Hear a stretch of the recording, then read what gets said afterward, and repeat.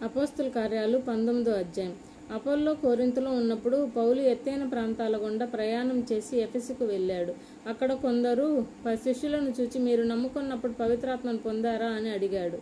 అందుకు వారు, పవిత్రాత్మ ఉన్న విషయమే మేము వినలేదు అని అతనితో చెప్పారు. అప్పుడు అతడు, అయితే మీరు దేనిలోకి బాప్తిస్మం పొందారు అని వారిని అడిగాడు. వారు, యోహాను బాప్తిస్మంలోకి అన్నారు. అందుకు పౌలు ఇలా అన్నాడు, యోహాను పశ్చాత్తాపాన్ని గురించిన బాప్తిస్మం ఇచ్చాడు. తన వెనుక వచ్చే వాని మీద, అంటే క్రీస్తు మీద, యేసు మీద నమ్మకం ఉంచాలని అతడు ప్రజలతో చెప్పాడు. ఇది విని వారు యేసు పేరులోకి బాప్తిస్మం పొందారు. పౌలు వారి మీద చేతులుంచినప్పుడు పవిత్రాత్మ వారి మీదకి వచ్చాడు. వారు వేరే భాషల్లో మాట్లాడారు, దేవుని మూలంగా పలికారు. అంతా కలిసి వారు దాదాపు 12 పురుషులు. తరువాత అతడు యూదా సమాజ కేంద్రానికి వెళ్లి ధైర్యంగా మాట్లాడుతూ దేవుని రాజ్యాన్ని గురించి ఒప్పించే విధంగా తర్కిస్తూ ఉన్నాడు. ఇలా 3 నెలలు గడిపాడు. అయితే కొందరు కఠిన హృదయులే నమ్మడానికి నిరాకరించి ప్రజల గుంపుల ముందు ప్రభు మార్గాన్ని దూషించారు. అప్పుడు అతడు వారిని విడిచి శిష్యులను తీసుకువెళ్లి తరన్న ప్రసంగశాలలో ప్రతిరోజు తర్కించాడు. 2 సంవత్సరాలు ఇలా జరుగుతూ ఉండడం చేత ఆసియా రాష్ట్రంలో కాపురమున్న యూదులేమి, గ్రీసు దేశస్థులేమి అందరూ ప్రభు వాక్కు విన్నారు. పౌలు చేత దేవుడు అసాధారణ అద్భుతాలు చేయించాడు. అతని శరీరానికి తగిలిన చేతి రుమాళ్ళు గాని, నడుకట్లు గాని రోగులకు దగ్గరగా తెచ్చినప్పుడు రోగాలు వారిని విడిచాయి, దయ్యాలు వారిలో నుంచి వెళ్ళాయి. అప్పుడు దేశ సంచారం చేస్తూ దయ్యాలను వెళ్ళగొట్టే యూదులు కొందరు దయ్యాలు పట్టిన వారిపై పౌలు ప్రకటించే యేసు పేరు ఆజ్ఞాపిస్తున్నామని యేసు ప్రభు పేరు చెప్పడానికి పూనుకొన్నారు.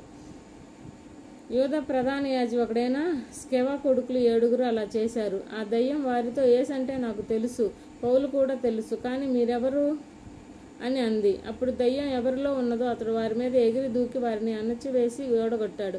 కనుక గాయాలు తగిలిన వారు దిగంబరంగా ఆ ఇంటి నుంచి పారిపోయారు. ఈ సంగతి ఎఫెసు నగరవాసులైన యూదులకు, గ్రీసు దేశస్థులకు అందరికీ తెలిసింది. అందరినీ భయం ఆవరించింది.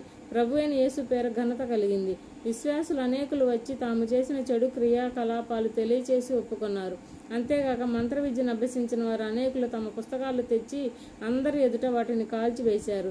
వాటి వెల లెక్కించారు. ఆ మొత్తం 50,000 వెండి నాణేలు. ఇలా ప్రభువాకు ప్రభావంతో అధికమవుతూ వ్యాపిస్తూ ఉంది. ఇలా జరిగిన తర్వాత పౌలు మాసిదోనియా, అకయ్యల గుండా ప్రయాణం చేస్తూ జెరూసలేం వెళ్లాలని ఆత్మలో నిశ్చయించుకున్నాడు. అక్కడికి వెళ్ళిన తర్వాత రోమ్ కూడా చూడాలి అన్నాడు. కనుక తను సహాయం చేసే వారిలో 2 మాసిదోనియాకు పంపాడు. వారు తిమోతి, ఎరస్తు. అతడు ఆసియాలో ఇంకా కొంతకాలం ఉండిపోయాడు.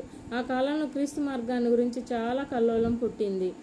దేమేత్రియన్ అనే కంసాలి అర్తెమీ దేవికి వెండి గర్భగుళ్ళ నమూనాలను చేయిస్తూ ఆ పనివారికి చాలా లాభం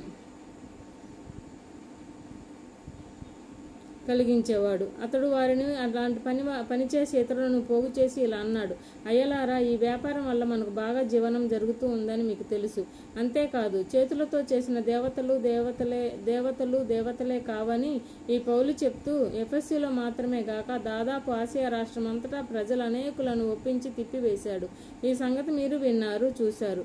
ఇప్పుడు అపాయం ఉంది. ఈ మన వృత్తికి చెడ్డ పేరు వస్తుందేమో. ఇంతేకాక అర్తెమీ మహాదేవి గుడి తృణీకారానికి గురి అయి ఆసియా అంతటా, లోకమంతటా పూజలు అందుకుంటున్న ఈమె దివ్యత్వం నాశనం అవుతుందేమో. ఇది విని వారు కోపోద్రక్తంతో నిండిపోయి ఎఫెసు వారి అర్తెమీ గొప్పది అని కేకలు పెట్టసాగారు. నగరమంతా గందరగోళం అయిపోయింది. వారు పౌలుతో ప్రయాణమై వచ్చి మాసిదోనియా వారైన గాయమనస్సు, ఆర్తిస్తర్స్కును పట్టుకొని దొమ్మిగా నాటకశాలలో చొరపడ్డారు. పౌలు ప్రజలను దగ్గరకు వెళ్లాలని కోరాడు, కానీ శిష్యులు అతను వెళ్ళనివ్వలేదు. ఆసియా రాష్ట్రాధికారుల్లో కొందరు అతనికి స్నేహితులు. వారు కూడా నాటకశాలలోకి వెళ్ళవద్దని వేడుకుంటూ అతనికి కబురు పంపారు. ఆ సభ గందరగోళంగా ఉండటం కారణంగా కొందరు ఇలా, మరికొందరు అలా కేకలు వేస్తూ వచ్చారు. ఎక్కువ మంది అసలు తాము ఎందుకు గుమికూడారో కూడా తెలుసుకోలేదు. యూదులు అలెగ్జాండర్ను ముందుకు తోస్తే ఆ సమూహంలో కొందరు అతన్ని సభ ఎదుటికి తెచ్చారు. ప్రజలతో ప్రతివాదన తెచ్చుకోవాలని అలెగ్జాండర్ చేసైగ చేశాడు.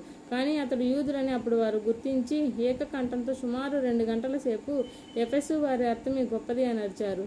ఆ తర్వాత కరణం ఆ గుంపును శాంతపరిచి ఇలా అన్నాడు, ఎఫెసు మనుషులారా, మహాదేవి ఆర్తెమీ గుడికి ఆకాశం నుంచి పడ్డ శిలకు ధర్మకర్తగా ఉన్నది ఎఫెసు నగరమే అని తెలియని వారెవరు? ఈ విషయాలు ఎవరూ కాదనలేరు. కనుక మీరు శాంతం వహించి దుడుకుగా ఏమీ చేయకూడదు. మీరు ఈ మనుషులను తీసుకువచ్చారు. వీరు గుళ్ళు దోచుకునేవారు కారు.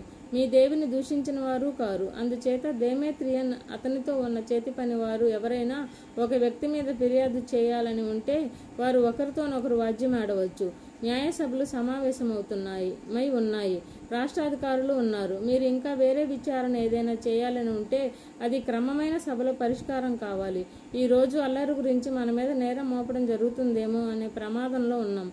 అలాంటప్పుడు ఇలా దొమ్మిగా కూడినందుకు తగిన కారణం చెప్పలేము. ఇలా చెప్పి అతడు సమకూరిన వాడిని పంపించి